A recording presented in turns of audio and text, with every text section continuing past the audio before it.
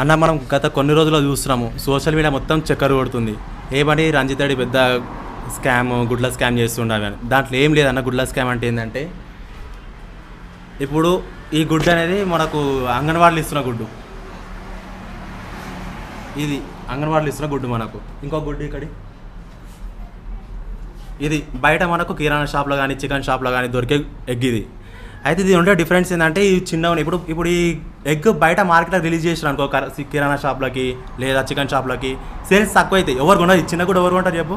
అట్లా ఈ చిన్న గుడ్లన్నీ అంగన్వాడికి పంపిస్తుండు.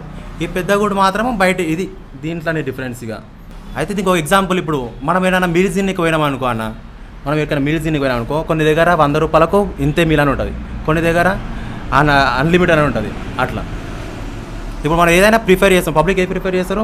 ఎక్కువ క్వాంటిటీ ఉన్నది ప్రిఫర్ చేస్తారు.